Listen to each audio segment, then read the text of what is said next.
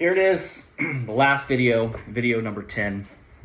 I think this one will be a fun one for a lot of reasons. We're not going to be looking specifically at the Bible as much. Think of this as sort of an epilogue or maybe footnotes at the end of a lot of these topics. There's still a lot of material I could deal with. Some of it will probably be teased out today, but more importantly, I want to look at some other stuff.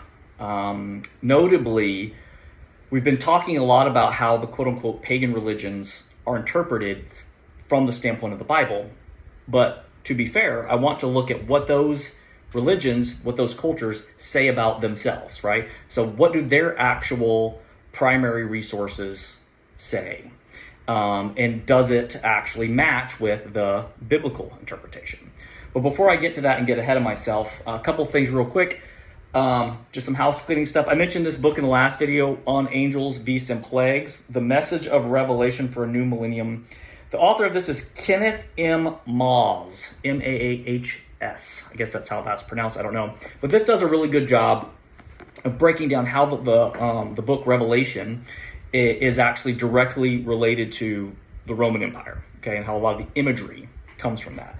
Now, just as another sidebar, I was revisiting the last video on these sort of prophetic literature in Revelation, and I when I was watching the video again just to review it, I kind of realized that there were some things that could have been misleading. One of the things I was pointing out is how a lot of times in the Old Testament, that's the New Testament, in the Old Testament prophetic works, they have these little subheaders that kind of are helpful tools for the reader, and they'll tell you things like, oh, it's the king of Babylon or the king of Tyre. I wanted to just clarify that those aren't part of the original documents, okay? Those are things that are put in after the fact by people who compile the Bible. So just full disclosure, I think most people probably understood that, but then I thought, well, maybe some people don't know. Maybe they think that the Bible is actually saying this is, like in terms of the original text, written in, whatever Hebrew, was actually saying this is the king of Babylon, and is breaking that section apart and then giving the reading of Isaiah or Ezekiel.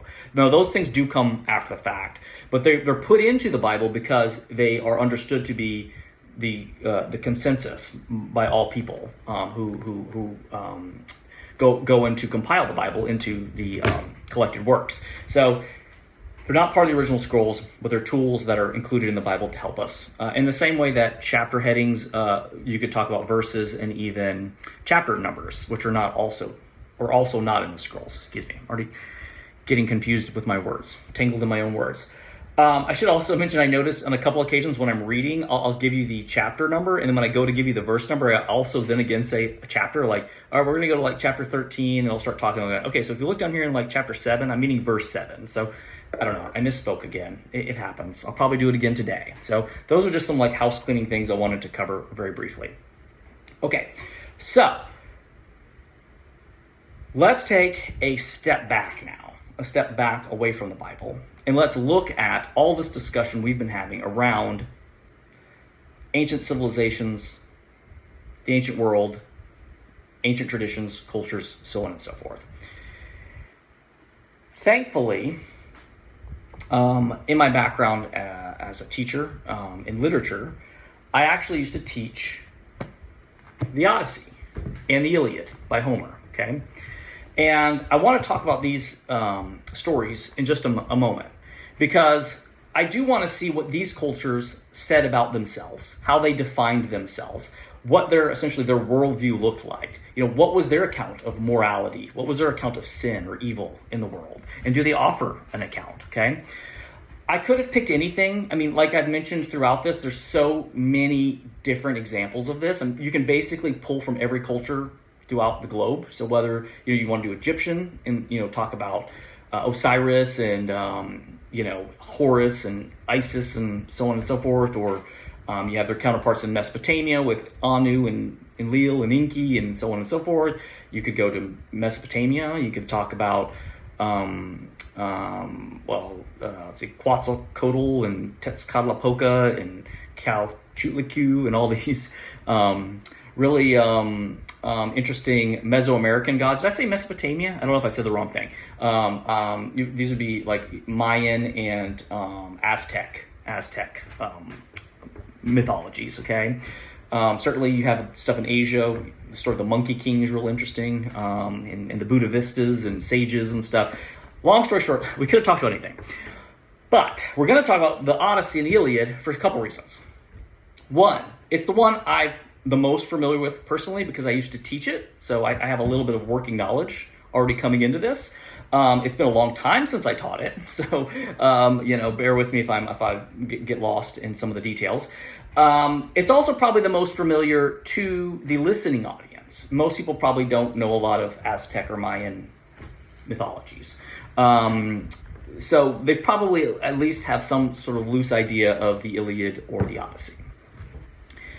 It's also extremely long and extremely detailed and extremely robust in terms of a story. A lot of these ancient stories we get are very piecemeal or small, and you kind of have to piece together a lot of things. Obviously the Bible is an exception in the fact of how much material there is there to work with. But with the writings of Homer, we do get quite a lot of material. And so that's another reason why I think it's a good thing to pull from, just because there's so much there. So I want to look at how the Greeks viewed their own society, and sort of what was the foundational sort of driving narrative here in the same way we were kind of doing with the Bible, and see if it sort of maps. And I believe that it does, and I think it may be helpful for some examples. And then we're going to get into some other stuff, because this is just sort of setting the stage, for lack of a better term. But essentially, the story of the Iliad and the Odyssey are both about this war between the Achaeans, which is the Greeks, but they were specifically known as Achaeans, and the Trojans in the city of Troy. Okay, there's a conflict because Paris, who's one of the princes of Troy, ends up having an affair with the wife of Menelaus, who's the brother of Agamemnon, who's the king of the Greeks. And so there's bad blood there, and they were already these sort of powerful city-states, and they were already kind of didn't like each other, but they're trying to sort of come to some type of agreement, and it goes south, and then ends up resulting in this war, because Menelaus and Agamemnon are angered by Paris having this affair with his wife Helen, which is where we get Helen of Troy. Now, a couple things should be pointed out. Both of these cities that are prominent cities in this time period are known for being having great warriors, and being great cities in warfare. Troy is known for having a walled city on the water, which makes it sort of impenetrable. No one can really get through the wall of the Trojans. The Greeks, or the Achaeans, they're known for having the most famed warrior of all, which is Achilles, okay? And he's the sort of chief protagonist in the Iliad, okay? And we're going to talk about him in just a minute. But both of these different cities have their own sort of pantheon of gods, okay? And in the case of the Achaeans, there's many, but the primary ones are Poseidon, okay, the god of the sea, and Athena, okay? And then in the case of the Trojans, they have a lot as well. They have Artemis and Apollo, actually. And I think that's interesting per our previous discussions, because we already talked about Artemis being mentioned in the book of Acts when Paul goes to the Temple of Artemis in Ephesus. One thing I didn't mention when I was talking about Revelation is that Apollo is mentioned in Revelation.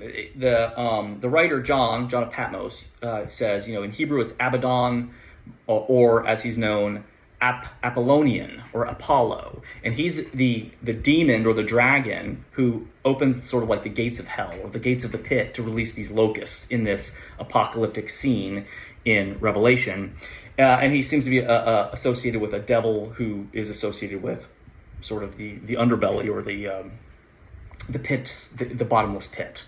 Okay, so he's actually mentioned in Revelation as well. So some of these entities are actually specifically mentioned in the Bible, just as a caveat. So one of the things is, it's not simply in this world, in this space, about a battle between just these people.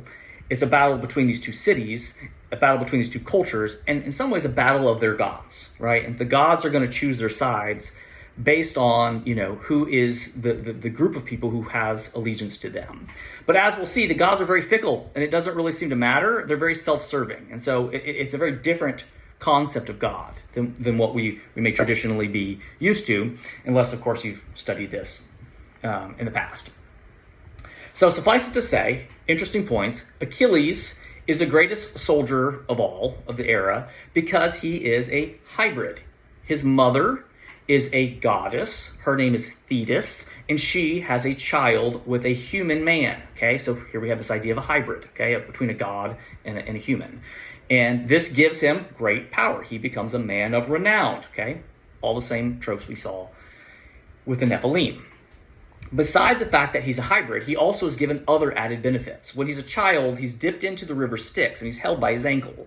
And any part of his body that gets immersed in the water is essentially impervious to any type of penetration, like arrows or whatever, swords. So he sort of has this like natural God-given armor around his whole body.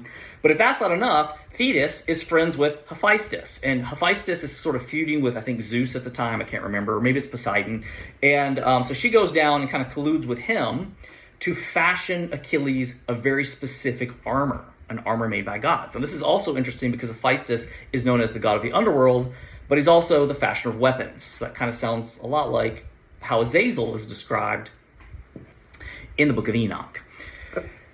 Anyways, they go over there and they battle, and it ends up being kind of a stalemate. It's not going anywhere. The walls of Troy are too powerful and too large to penetrate, and the army of the Achaeans, led by Achilles, are just too strong to beat. So this is when you get the famous story of the Trojan horse, which is when the Achaeans decide to play a trick on the Trojans, okay? Now, there's a couple little interesting details about this that's probably also important that maybe people do or do not know.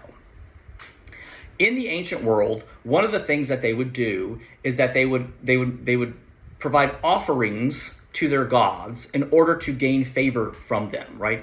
Again, it's this very like quid pro quo mindset. Like, I give you this, you give me this in return. So a normal practice, especially if a group of people or an army or whatever is traveling by sea, would be to make an offering to Poseidon because he is the god of the sea. And of course, he's also, as we've learned, one of the chief deities of the Achaeans themselves. So one of the common practices they would leave behind these offerings. This would be an offering to the gods. Now, Poseidon, besides being known as the god of the sea, he's also, for whatever reason, known as the god of horses, okay? Which is why if you see images of Poseidon, he's often on a chariot with horses, okay? So the Trojan horse is actually a symbol of Poseidon and is actually designed to be an offering, okay, for Poseidon. I'm going to come back to this point. Give me just a second. I got something else going on here in the background I got to take care of. Okay, sorry about that. I had something I had to attend to for just a second there, so we're back. But essentially, this idea of leaving this offering of a horse, which is I guess fashioned from some of the shattered and broken ships that are the result of this war, is understood to be an offering being made to Poseidon. Which is why the Trojans take it into the city and accept it because they don't want to anger the gods. But it's all a ploy, right? It's a trick because what we know they've done is they've hidden soldiers inside the offering to Poseidon, the Trojan horse. And once they get the horse into the city and all of the city of Troy has gone to sleep and is resting because they think the war is over. By the way, the Achaeans have left the shores. They've moved out, but they're hidden and in a place where they can't be seen. So the Trojans think they've left, and that's why they think the horse is there. This is the offering to Poseidon. They're going back to Greece. Of course, then they come out, they unlock the gates, and then in come the Greek army, and then this is when they sort of sack the city of Troy, okay? And that's basically what is the end of the book, the Iliad. Now, where the Odyssey picks up, it's about another character named Odysseus, okay? Odysseus is sort of, he was known for being very smart and wise, and he's often the one kind of credited with coming up with sort of this idea of doing the Trojan horse. But this gets him in trouble with Poseidon, because Poseidon is angry that Achilles sort of used him as a ploy to trick the Trojans. And more importantly, he never offers a proper sacrifice to Poseidon. So the offering, I should say, it's not sacrifice, it's an offering. The offering that was given was this trick offering, and so there was no actual true offering ever given after they sacked the city. So Poseidon is upset with Odysseus, and as a result of that, he decides to send this like storm in and kind of like batter his boat and make his journey home very difficult. Well, it doesn't end there, because Odysseus and his crew end up crashing on an island, and on the island is a Cyclops. Okay. And there's a couple things we should know about the Cyclops. For starters, it's a giant, okay? It actually even feeds on men. It's this monstrous thing, again, Cyclops, so only a single eye, but it is a giant. And as we learn, it is one of the children of who? Poseidon, okay? So then again, we have this idea of a giant that is a child of a god, okay, in this Cyclops. Odysseus ends up using his wiles, his trickery, and he ends up killing the Cyclops to save his men and get back to sea. Well, this really angers Poseidon. And so now Poseidon has got his sort of focus on Odysseus, and he's really trying to kind of kill him, or at least make his life as challenging as possible, let's put it that way. The reason why Odysseus is eventually able to get back home, although it takes him a very long time, that's the whole story, is because the goddess Athena finds favor in Odysseus, and so she tries to help him. So in the story of the Odyssey, you have these two feuding gods kind of fighting over a human. You have Poseidon in one hand and you have Athena in the other, and they're kind of trying to, both push their agendas for whatever reason. But with the help of Athena, Odysseus does get home. All of this should highlight a lot of the themes that we saw in the claims of Genesis 6 and forward. And that is, again, this idea of these other beings that are like us in a lot of ways, but yet are somehow different than us. They seem to live longer, and they seem to have more power and more knowledge, and that they procreate with humans, and they have offspring that become powerful or are giants. Okay, so all these themes are there. There's this idea of the fact that each of these fallen watchers sort of sets up their own sort of kingdoms and empires, and they become principalities and leaders of nations. And all of these nations have their sort of own pantheon of gods they worship, which are really just these watchers and their children. And we see that in Athens and in Troy. Okay, and the fact that they even feud amongst themselves, right? Even they are not loyal to themselves. They're all kind of feuding all the time, and it's all about a power struggle. If that's not enough, there's clearly this imagery around all of these stories where these gods are no more moral than an average human is, right? They're not doing things because it's the right thing to do, nor are they even enacting or teaching any type of moral code. When a god in this space does anything, it's usually for their own selfish gain. They're trying to, gain favor with some other god or some human, or they just want to be recognized, or they're just jealous, or whatever it is.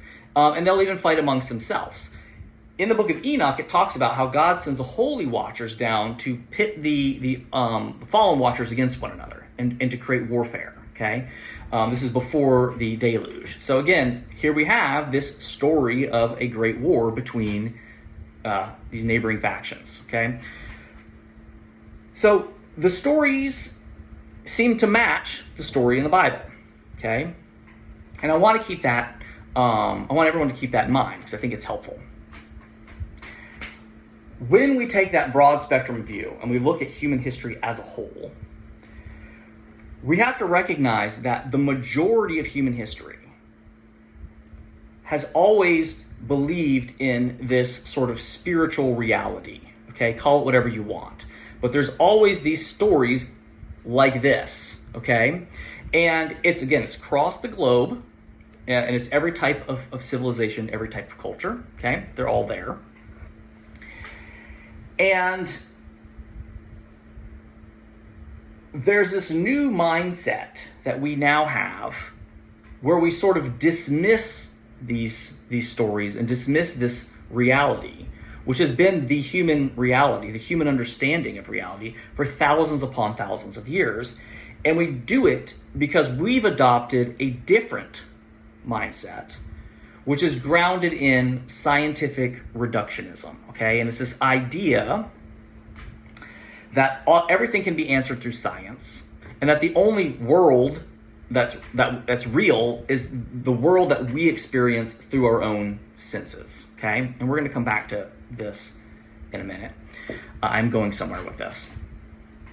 So there's been this new way of interpreting these texts, and it's that they're not to be interpreted literally, although that's often being or disproven, because more and more over time we're finding more and more stuff that points to, there actually was a city of Troy, and actually it does seem that there was an actual king Menelaus and stuff like that. But the way that we tend to bracket this is what we call myths. They're just these myths, right? And therefore they're sort of fictionalized versions of ancient people who were primitive and didn't really understand their world. So rather than using science to explain things like a storm in the ocean, they created these sort of spiritual entities like Poseidon who are responsible for these things. But we, as modern, enlightened humans, know that that's nonsense, okay? So there's been this rejection of all of this, okay? And so now we have these sort of two spaces. We have this space of what all humans have not only reported, but actually documented. And that's significant in its own right, because writing and documenting things in the ancient world was extremely challenging. It was a very arduous exercise. There were very limited people who could read and write. So trying to put together something like that was a lot of work. So they would only pick the stuff that they thought was sort of the most expensive, the most important thing to document. So if we can only document a few things, what's the things we're going to document? And what do they all document? They all document these stories about these interactions with these spiritual entities and these spiritual beings, okay? That's what they choose. So clearly these people thought this was really important. Furthermore, when you read the stories, they don't seem completely nonsensical. It doesn't seem like these are primitive people, making these things up. It seems like they're very smart, and they have a very clear and concise, ideology that they're backing. But nevertheless, it doesn't groove with scientific reductionism. So you have these two planes of thought, okay? Then there's this weird thing that sort of pops up in the middle of all this, called Christianity. And Christianity is totally unique for lots of ways. For starters, it doesn't belong to one specific culture or tradition, okay? You might say, it came from the Jewish tradition. Well, it did sort of, but, the people that Jesus is primarily addressing in, the New Testament is the Jewish people, because they fail to understand the actual message of God, okay? And what he's also trying to establish is it was never supposed to be about being Jewish. It was about all people, okay? And so it transcends all borders. It's not about nation states and kingdoms and empires. It's about the entire reality that we all encompass. But it also provides not only an account of the world, but an explanation for why the world is the way that it is, why there's good and evil, right? Most of these other traditions don't even attempt to answer the question. They're just like, this is how it is. Well, the gods must be angry today. That's why this happened. Or, I must have found great favor in the gods. They must have liked that last offering because I had a great day today. And that's it. And it's all just sort of the chaotic whim of these sort of deities, these pagan deities. But in the Bible, it actually says, no, there is actually a reason for this. Here's why there's evil, okay? And here is why there's good. And that good is actually greater than evil. And here's the way out, right? So it's actually providing a solution, which again, we don't get any type of solutions in these other traditions, okay? Which makes Christianity really unique and strange. And it says both of these two realities are right in their own ways, but both of them are also wrong in their own ways, okay? So it says, yes, you're right, ancient civilizations, ancient people. There was absolutely a spirit world, a spiritual reality. However, it's a fallen, corrupted spirituality because it's being led by false gods, okay? Don't trust them. They don't have your best interest in mind. Look at the stories. Did Poseidon and Athena really have the Greeks' best interest in mind? Did Artemis and Apollo really have their best interest in mind? Not really, okay? So be wary. There is a God, though, who does, and he is the actual creator. Okay, and so there is a spiritual reality. It's just a little bit more complicated than you may have thought. But they also say to, the modernists, the scientific reductionists, hey, you know what? You're right. There is an order to this world, this reality. It is structured in a certain way, and we can look at it, and we can analyze it, and we can study it. And if we do that, it will reveal truths. But to assume that by doing that, you will become like a God yourself is an arrogant and incorrect assumption. You as humans were designed to be human, and you are limited in your capacity to understand things. You're even limited in your capacity to understand higher beings other than yourself. You're never really going to achieve what you're trying to do, right? See the third fall, the Tower of Babel, where they're trying to sort of build this tower, okay? This sort of arrogance. And Christianity sort of becomes this middle road that answers all these questions, okay? So I think that that's really also interesting and maybe important to keep in mind.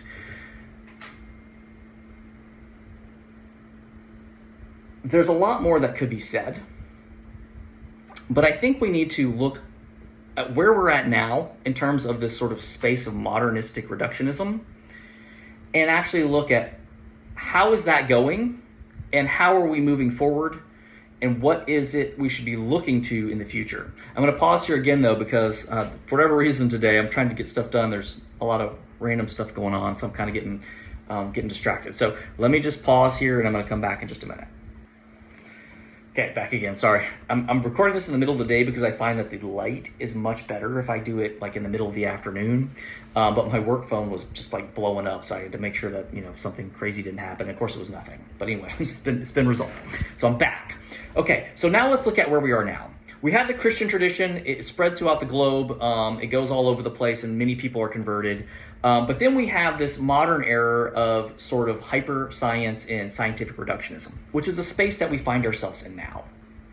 One of the interesting things that's happening currently is that even scientists are admitting that reductionism, not all science, but at least scientific reductionism, is a failed project. It didn't garnish the truths that we hoped it would. Again, the mindset of the Enlightenment thinkers as they're moving forward with this sort of hyper-rationalism was that if we just keep reducing things down small enough, we'll eventually get to the building blocks of reality itself, and then we will be able to control and manipulate that, okay? My son right now is really into Minecraft, right? So if you play that or know any kids that play that, you have these building blocks, and that's how you create your Minecraft world, and you have your different types of whatever blocks, and you can kind of build. Well, this is kind of how we thought reality would be. We'd kind of finally get back to this little building block, and we could kind of build our own little Minecraft world, but it would be this world that we're actually living in. But what's actually happened is as we've gotten further and further down, it's gotten weirder and weirder. And rather than finding things that are of more substance, we find that things are of less substance, right? It's just empty space and vibrating particles, okay? Going back to the Minecraft example, it would be like if the person playing the Minecraft game decided to actually try to go beyond just the image on the screen into the pixels and then past the pixels, and then they would just realize it was what? Well, it's like nothing. It's like it's data that's being sent, if it's from the sky from a satellite, and it's being converted through some microchips and algorithms and ones and zeros, and there's really nothing there. It's all just a projection in a screen that you're playing, and it has it's coded to respond in certain ways. And this seems to be, weirdly, more what our reality is like. I did a bunch of videos on the interface theory of reality, which you can go watch those if you want. But suffice it to say, regardless of where this goes, we understand that the world is way more complicated than we're ever going to be able to understand, and that we're not going to be able to manipulate it and control it in the way that we may have hoped. What have we done instead? We've created a virtual reality, a false or fake reality through digital means, through digital technology. And then we can interface with that reality, and that reality is within our control. It's another form of this side of idolatry, right? Of trying to be like God, where we can sort of be the arbiter and creator of this space.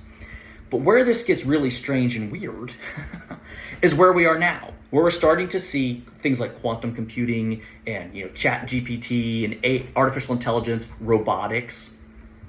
And everyone's pretty well certain, based off of the way things are going, this is going to be the next phase of humanism, right? It's going to be this intermingling of humans and machines, okay? Well, this is a fascinating idea for lots of reasons, but it's one that has many people concerned, including the people even making this stuff. They're just like, this is getting into a space that we're not really even sure about, right? It's like every sci-fi movie ever made, because we don't really know what we're creating. And to bring it back into the religious space, you can create a machine that has all kinds of knowledge, right? Again, gnosis, an infinite amount of knowledge. It can live eternally, right? It doesn't have a corporeal physical body that's going to die and decay. I mean, maybe with enough exposure to rust and elements, it might decay over time, but it's going to certainly outlive us. But yet it doesn't have what? A soul, right? It wasn't created by God. It was created by us. So it has no spiritual aspect to it. If we look back at this whole trajectory and this reversal, right, when the B'nai Elohim and all the other malevolent things are down here on earth and they're manipulating humans in order to take control of the spiritual reality, right? Just like in the Odyssey and the Iliad, where the things that are controlling that spiritual space are these quote-unquote pagan gods, okay? But when Jesus comes, right, and he reverses these falls, reverses this process, and he leaves behind the Holy Spirit regains that spiritual space, okay? Now, that doesn't mean that there's not still evil in the world. We know that that's true, but it means that there's a way to battle it, essentially, right?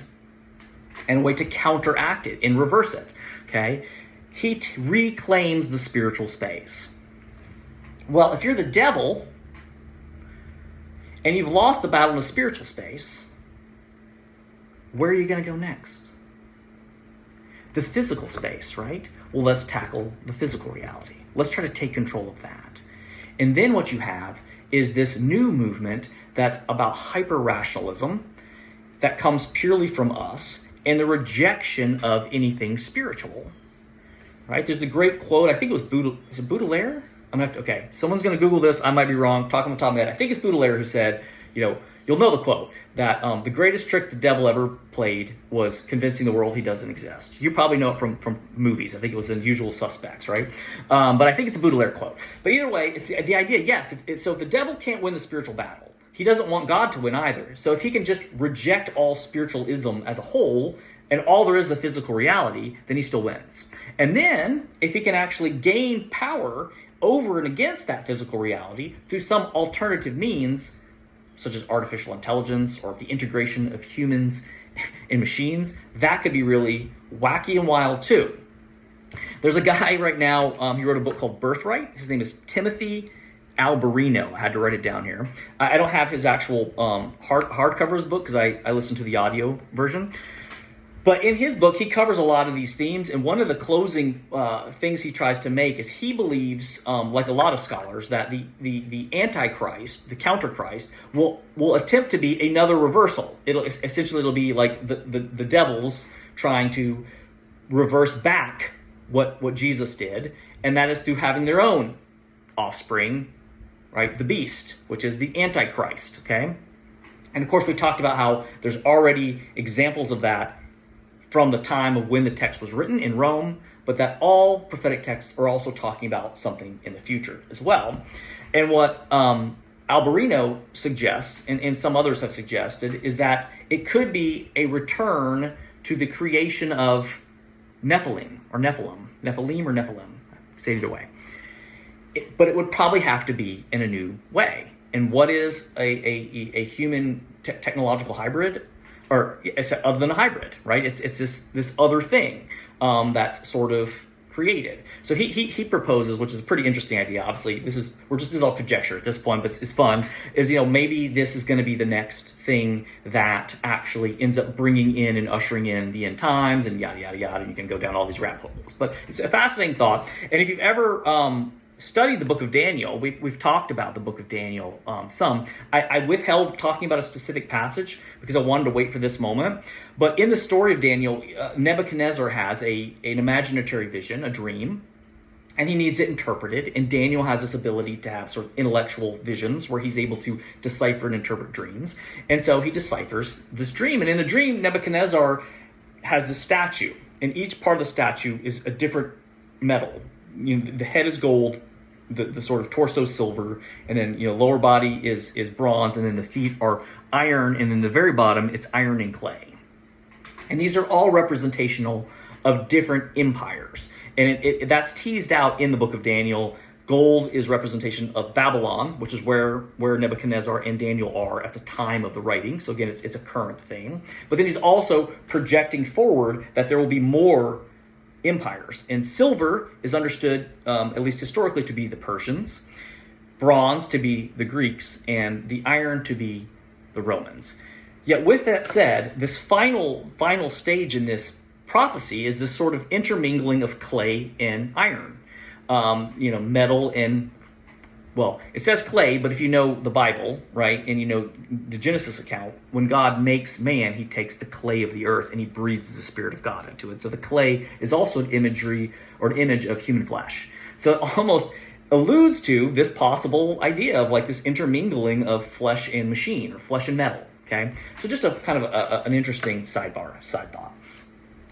Long story short, I see a couple things happening. Some of it's a new form of scientism, okay, that's emerging. And that's what all this stuff was talking about. And does that mean that this is the end times and this is the apocalypse? Well, yes, in the sense that it always is the end times. It's always the apocalypse, like I covered in the last video. But no, not necessarily. It's just we should be aware of these things, right? In the same way that if you were living in the world during the height of Nazi Germany, you'd probably want to pay attention to that and be like, so yeah, Hitler just invaded Poland. I think maybe we should be concerned, right? Anytime weird stuff like this is happening, we should kind of have, red flags going off, going, okay, this is interesting, let's pay attention to this. So that's what's going on in sort of this scientific space. A lot of this strange stuff. But there's also something else going on, which I wasn't as aware of, but I've been made more aware of it recently through a book I'm gonna show you in just a second. But it shouldn't be surprising that because science has sort of, at least scientific reductionism has collapsed, and because Christianity has been so heavily criticized and sort of rejected because of its historical spirituality as being kind of an arcane or past idea, there's now this new return to spirituality, but in a rebranded form. Okay, so the most common forms of this are like the New Thought or New Age movements that are becoming very popular. It's all about like consciousness and higher consciousness and these types of things, which are really just rebranded forms of witchcraft. Okay, this shouldn't be surprising to us because we've seen this before. Okay, multiple times. Notably, if we look at the collapse of Rome, when the Roman Empire collapsed. And then all of a sudden, it sort of lost its power all over the globe and had to sort of re-centralize its armies just to kind of, the city of Rome itself. What started happening all around the world? This is when we go into the Dark Ages or the Middle Ages. Well, all these old religious beliefs and religious practices start to re-emerge again. And this is when we get the re-emergence of medieval witchcraft, and even eventually the formation of what becomes the Satanic Church, okay? So it's all a counter-reaction to the loss of the Christian religion's influence in places, okay? Just as an interesting sidebar, because I'm talking to all kinds of wacky stuff on this video, when you look at like medieval Satanism and medieval like witchcraft and things, it's actually intentionally created as a direct antithesis to the church, the Christian church. Like it's a very deliberate counter-reaction. And I'm saying that because I'm talking about how things move, right? There's counter-reactions. So just by way of a couple examples, like if you think of like the stereotypical imagery that's associated with things like witches and wizards and warlocks, all this imagery comes right from Christianity. That's what's so funny and crazy. So witches tended to dress in black, right? All black. And they lived in covens, right? They were also associated with sexual lasciviousness. They were sort of like very sexually open, or at least according to the mythologies, okay? Well, what are they the opposite of? Nuns. The church had these nuns, and these were women who would take vows of chastity, and they would move into nunneries, and they would wear white and black outfits, okay? Wizards. What is a wizard? A wizard is the counter reaction to a bishop of the church. If you go look at any of these old saints and these bishops and things, and the way that they dressed, right? They would have these long gowns on that were kind of weird, and they'd have these weird pointy hats that they wore, and they would carry a staff. Why did they carry a staff? Because it was a shepherd's crook, because they were, the shepherd leading their flock as leaders of the church. So what do the wizards do? They dress in these long gowns, they wear pointy hats, they carry staffs. But their staff has a different thing on top of it. Rather than have a shepherd's crook, it would have some type of pagan imagery on it. So whether it was, a pentagram inverted, or a crystal or something like that. So all of this comes directly from Christianity. It's an actually clear reaction to Christianity. Okay, so we've seen this stuff happen before, but in this case, it existed as medieval witchcraft, which is different from, say, ancient witchcraft, like of the classical ages, where these things were that type of witchcraft was practiced very publicly. In fact, it was done in the temples themselves. Go look into what is it? I can't think of it. The Oracle of Delphi, right? Who was essentially this witch that people would come and sacrifice things to, and she'd give them prophecies and things like this. And this was a regularly practiced thing publicly that was widely celebrated. And people would come from all over to see the Oracle of Delphi. So again, there's different phases of it. Now we're looking at, sort of this new thought, new age movement. So what got me kind of on this is I came across this. Did I not bring the book over? Oh, I did. There's a young woman, and she's popping up on some podcasts and things, and I saw her, and this is her. So she just released this book this month, actually. Her name is Talia Scoggins. I hope I said her name right. But what she talks about, and it's her own story, and it's sort of an autobiographical account of her life. And then in this book, she's sort of trying to educate people on this whole space. She was a young woman who basically grew up in a Christian home and a Christian church, but didn't really have any type of really in-depth education around the actual Christian belief structures and the Bible and things like that. I mean, she went to church and et cetera, et cetera. But she got involved via TikTok, right? So we go back to technology and the intervention of technology. And she found this space known as Witch Talk, which apparently has millions and millions of people on. And it's basically where people publicly participate and teach how to do witchcraft. And she got very involved in it, and she garnished a pretty good following. Apparently she was good at it, and she would do all these different things involving different forms of astrological readings and in different forms of witchcraft. And then she started to find that her life was unraveling in weird ways. And according to her own account, she was essentially experiencing various forms of diabolical or demonic oppression, okay? And as a result of that, she had to sort of renounce these things that she's doing. And she has since now running deliverance ministries where she's trying to help a lot of these women who've gotten into this stuff. And essentially her thing is that like all of these things are just doorways to let things in, and that a lot of people who are participating in these spaces may not even know what they're doing, and the risks associated with it. So whether you believe her story or not, it's worth exploring. Look into it, because this is something that is out there and is happening. She also brought up this really interesting idea, which is something that I'm kind of finding I'm also seeing at a cultural level. I was trying to see if I could actually find the passage in here. I think it's towards the end. Oh, here we go. This is on page 188. She says this is another thing that she has encountered in these spaces and the way that people talk about this thing. And she says, this is her talking, so take it for however you want. She says, demons want humans to worship them instead of worshiping the one true God. In fact, Satan has crafted a sneaky narrative that Christianity is the colonizer's religion, rooted in bigotry and hatred. And she goes on from there, this is a lie, da da da da da da. So this is this new idea. And I've actually heard this language before where it's sort of like, well, Christianity is not my culture. That's not my culture. That's the colonizer's culture. And that was an oppressive culture that was impressed upon me and my people. And as a result of that, our actual culture was suppressed and rejected. And it's a powerful narrative. And it has some truth to it, right? The devil tells lies by truths and truths by lies. But it's categorically wrong on a much broader spectrum for lots of reasons. And so I think it would maybe be advantageous to just very simply explain why this is clearly wrong. Okay, so the first is a point that we've already made. Christianity is not the colonizer's religion. Yes, it's true that a lot of the countries that colonized different parts of the world were claiming Christianity as their religion, but that's not their culture. Remember, all of these cultures had their own form of pagan idolatry, okay? So the Romans, they had, the Oracle of Delphi, and they had Artemis, and they had, whomever else. The Greeks, we talked about them already, Poseidon, Athena, so on. And it's not just them. You could look at the Norse, the Nordic cultures. They had, Odin and Thor and all these people.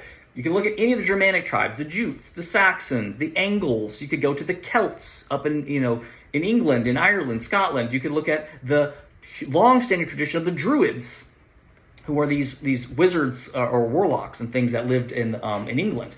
There's all these old ideas. They're all there, and they're just the same as they were anywhere else on the globe. Remember, the idea with Christianity is that it's not one culture. It's not assigned to a particular culture. It's for all people. And yes, there are certain people who may have converted to that new third way, this weird thing, before others, but that doesn't make them any more their culture than it is their culture, okay? So again, just by way of example, we can use a current contemporary example. If you look at like all the controversy around like immigration right now, one of the arguments that people make is, well, here in America, we're all immigrants. We've all immigrated here. Like everyone that came to America is an immigrant. Unless you're Native American, you immigrated here. So why is it different if it was 200 years ago or 20 minutes ago, right? And this is kind of the argument of saying we're all the same thing. Well, you can apply the same argument to this. If you're saying, well, Christianity is the religion of the colonizers, we're like, well, no, it's not their culture or their religion. It was the thing that they converted to once they encountered it. So why does it matter if it's, if it was, the British people doing it in England and they're giving up, whatever they're practicing, Celtic traditions or Druid traditions, and they're adopting it, versus when they go to the Americas and introduce it to, Native Americans, or they go to, wherever, Africa, and introduce it to people in Africa. It's still just a new third way that's different from everyone's culture. So it's not anyone's culture, it's everyone's truth, okay? So that's problem number one. Problem number two is these criticisms of Christianity, which many of them are valid, right? We know there's a long, dark history in the Christian church where they've done a lot of horrendous, terrible things. Firstly, it should be noted that the first place you're going to find that talked about is in the Christian tradition itself. Not only in the Bible, which records tons of terrible atrocities done in the name of God by his people, but throughout all of Christian documented history. They're very, very adamant about documenting their failures, which most of the time you're not going to find in any other tradition. So that's unique in and of itself, that they intentionally highlight their failures, okay? But more importantly, one of the central messages that Jesus speaks about and the apostles is, now that this is out, be wary, because it's going to be misused. There's going to be false prophets. There's going to be false teachers. There's going to be people who are doing things falsely in my name, right? Even the devil appears as an angel of light. That's what it says, okay? It says, the passage we read before, be sober-minded, because the devil is out there like a roaring lion waiting to devour, okay? What you have to do in this situation is you have to look at these actions that you're attributing to Christianity and ask yourselves, are those actually the teachings of Jesus? Is that what Jesus is teaching? Is that what the apostles are teaching? And if the answer is no, then that is not Christianity. That is something else, something that the enemy has grabbed a hold of and is using to manipulate people to create this false narrative, okay? That all these evils and things are the result of Christians. They did this. But if that's not enough, because I'm probably gonna upset some people with this video. I may lose a few friends. I don't know. Hopefully not. I'm going to bring the third point up, which is probably the most significant, but maybe the most controversial related to this particular issue that this young woman brings up about this. It's the colonizers' religion. That's not my culture. Firstly, I would say, well, what is your culture? Do you actually know? Have you actually gone back and read the original text about what those people were doing? Or are you just like reading some book in like, the pop psych section of Barnes & Noble that sounds cool, or watching some TikTok video about a girl like this who didn't even really know what she was talking about, but garnished a huge following apparently, or whatever. I don't know. There's a book by a very, very renowned, very prominent historian. His name's Tom Holland. He's not the kid from the Spider-Man. He's not a kid. He's an adult now. He's not the guy from the Spider-Man movies. He's an academic, and he's a world-class, award-winning historian. He also translates a lot of the ancient texts, and not Christian texts either, just Christian texts. He's done the Odyssey and the Iliad, and he's done tons of other Greco-Roman texts where he's the one who actually is the primary translator. So this is a very knowledgeable guy. He writes a book called Dominion: How the Christian Revolution Remade the World. And basically, he is addressing that exact issue. What happened when Christianity came to different locations in the world, okay? And the way that he does this is he actually goes back and looks at the historical texts of the people in that territory. He looks at their religious and cultural traditions and all those kinds of things, and he lays them out. And then he looks at how those cultures are changed after Christianity. And despite what you may think, yes, a lot of bad things happened. No question about that. I'm not rationalizing that behavior. All bad behavior is bad behavior. There's no way to rationalize it. Evil is evil. I'm not trying to make evil sound good. But the point that Holland makes is when you actually take a broad spectrum view of this, his research shows unequivocally that all of those locations benefit from the introduction of Christianity, meaning they become a more civilized society. They become less violent. They become more communal. They actually progress. They move forward. Some of these civilizations were the same way for thousands and thousands and thousands of years. Just warring, tribal warfare, killing each other. And then all of a sudden, within a matter of a few hundred years, it's a totally different place. It's a totally different culture. You say, well, you killed that culture. But was it a good culture? What came out of it? Is what we produced better than worse? What Holland points out, again, this is not me, this is him, the academic, is saying, from a broad spectrum perspective, everywhere got better. So despite all the bad stuff that may have been done in the name of God, in the end, it would seem that the message still got through. Maybe have taken some time, but places got better from it. Okay? You can read that book yourself. Don't take my word for it. Go read it. I had a ton of other stuff I was going to talk about. I'm all over the place. I don't even know. So this is just me talking kind of off the top of my head. So hopefully I'm not offending anyone. But I'm just trying to communicate things. I guess the last thing I want to talk about is the other thing that we're really starting to see emerge beside this sort of hyper scientism in this sort of weird quantum space of artificial intelligence and things like this, and or this now new return to sort of a lot of these occult or pagan practices, things like witchcraft and astrology through TikTok and some of these other platforms. There's also been a massive uptick in aliens, alien lore, okay? Alien sightings, UAP, are on the rise. It's all over the place. This is considered the age of disclosure. So at least supposedly the government's giving us more information about some of these things that at least are reported to have been witnessed and seen. It's hard to say exactly what's going on. Is it a psyop? Is it just them covering up some advanced technology of their own? That's probably part of it.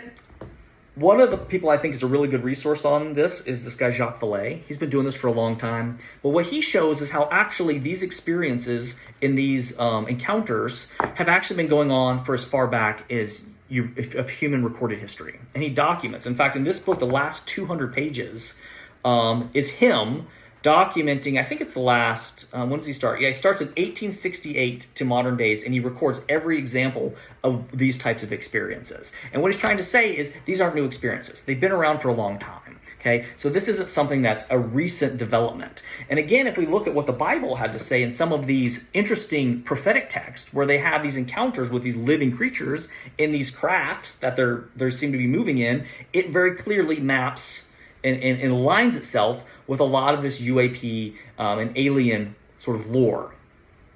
However, what the trend is now doing is, instead of looking at it how it would have been looked at historically, which is that these are spiritual entities, now it's, oh, they're aliens. And there's this shift because aliens fit the scientific model of scientific reductionism. If there's a being coming from another planet on a craft, that sort of makes sense within the realm of science. Whereas if there's a spiritual being coming here on some type of craft, well, how do I make sense of that? Because what is the spiritual world? I don't know how to account for that.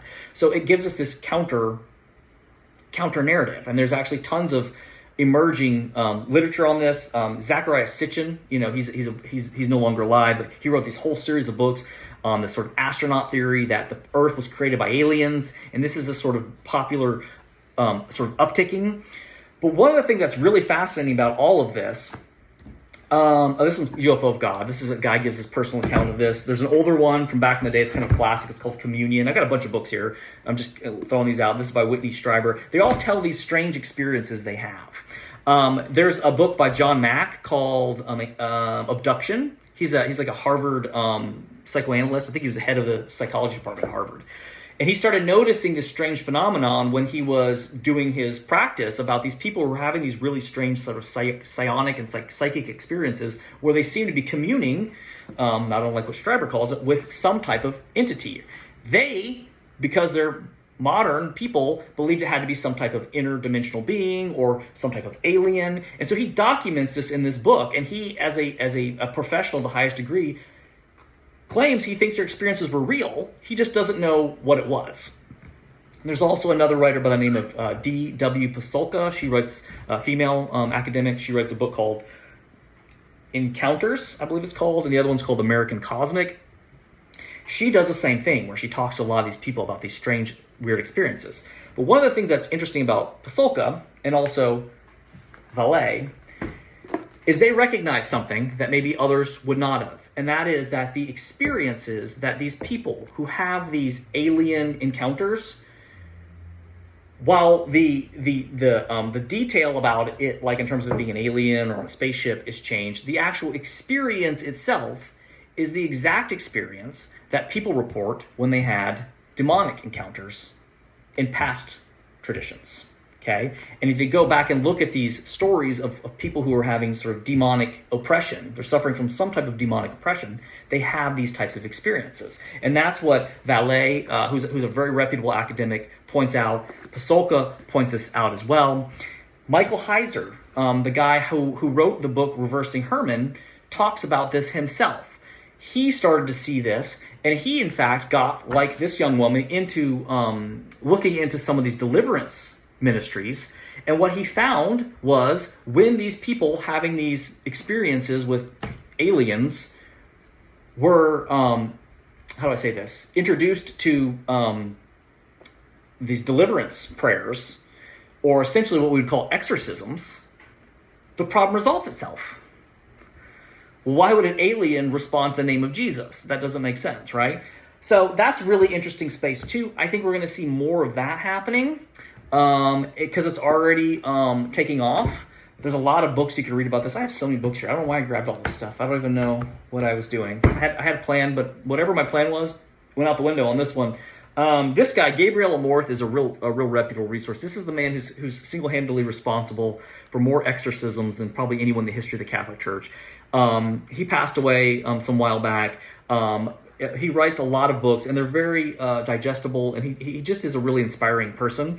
In fact, they made a really crummy movie about him, starring Russell Crowe, called, I think it's called The Pope's Exorcist. I guess it's kind of entertaining for a horror movie. But he writes a lot about his own experiences for years dealing with demonic oppression, and he shows you signs of it, how to identify it, etc., which is the same type of thing that is coming out of this lady's stuff. So yeah, this is a really good resource for everything I've talked about. This is a massive book. This is only volume 1. This guy actually wrote 2 volumes of this stuff. It is available in audio form if you want to just listen to the audio format of it. But he gets into a lot of the Genesis 6 stuff. It's called the Genesis 6 Conspiracy. Some of the material I pulled from him. So that's also interesting as well. I had a book over here about the Nazis because I was going to actually talk about... I don't know if I should talk about this or not, because it's a whole another rabbit hole or a whole other wormhole. But oh well, let's talk about it. Who cares? This whole idea of that's not my culture, right, is not a new idea either. In fact, that idea was central to the Nazis' movement towards the Aryan movement, the Aryan race. While the Nazis sort of at a sort of surface level sort of claimed Christianity, they clearly were not enacting Christianity for all the reasons we all have talked about it. Does it meet the narrative of Jesus? If it isn't, it's not Christianity. But even at the time, people recognize this. You can look into the writings and work, and actually a recent movie about Dietrich Bonhoeffer, who was a very prominent and highly touted, I think he was the most published German theologian, maybe of all time. Maybe still to this day, but certainly when this was happening, he was a contemporary with Hitler. He was very outspoken as a German Lutheran pastor and theologian about how what the Nazis were doing was totally wrong and totally antithetical to Christianity, and he ended up getting him killed. But the Nazis were actually heavily involved in the cult and all these sort of pagan religions. It's why they were going around the globe retrieving all these ancient artifacts. If you've watched the Indiana Jones movies, this is what they're doing. They're trying to get all these old occult artifacts because they believe that they have powers in them. This is real. You can go read these stuff. It's totally wacky and totally crazy. But they thought, well, our real culture has been erased, okay? It was lost because of Christianity, although they didn't publicize that as much at first, but also Judaism. And so this is why they attack the Jews. This is why they're killing the Jews. They say, well, the problem are the Jews. You know, they're ruining Germany. So it had a very present problem because there was a huge Jewish community in Germany, and so a lot of the native sort of Germans didn't like that. But also they related it to this past history. And sort of like prophetic literature, where it's like, well, no, we had this great, amazing culture, the Aryan race, and they traced it back to the Teutonic Knights, and they traced it back even further, all the way to the Atlanteans, as though they were like this higher order of being, and that has been suppressed through all these other channels, and that they wanted to return to their proper culture, Aryanism. Okay, and so this has all happened before. This isn't a new idea. But again, they're turning to an occult practice to do that. And in fact, even the symbol of the Nazi swastika has some occult meaning. But that's debatable because there's different opinions on it. I'm going to mention it to you just because I brought it up. And I had the book here, and I'm talking all kinds of crazy stuff. Obviously, if you think of... Here, I'll draw it. This is at least one interpretation of this. Symbolism. A lot of times a symbol may be removed and taken from a tradition, notably Christianity. But within the occult, they'll have a slight variation on that Christian symbol. And that variation actually is the sort of secret meaning behind it. Occult, by the way, means secret knowledge. That's what it is. So it's this sort of like elite secret society that they have this sort of insider information that they don't share with everyone. Okay? Well, obviously you have the cross, right? So there's a cross there. And then there's what's called the crooked cross, which is when you add these things to it, which is another part of the cross. It has different historical reference points. But if you look at this and you look at the way in which this is happening, I'm just going to draw arrows to make it make sense. It's like as if the cross is kind of like spinning in this direction, right? It's moving this way because the lines are pointing that way. It's moving in that direction. So that when the Nazis actually did it, they're doing what? They're trying to reverse this event. like the Antichrist. They're trying to do the opposite of what Christ did. So that's why they take their cross and they start turning it the other way. See? Turning it the other way. So I'm not an expert on that stuff, but it's an interesting little tidbit of information. So where was I going with that? I don't know. This video is definitely off the rails. Hopefully you found it all interesting and helpful. Don't take my word for any of this. I'm just a regular guy talking. Go out, do your own research, use your own brain, make your own decisions. But hopefully this at least challenged some thoughts. And maybe it'll inspire you to go out and look into some of this stuff.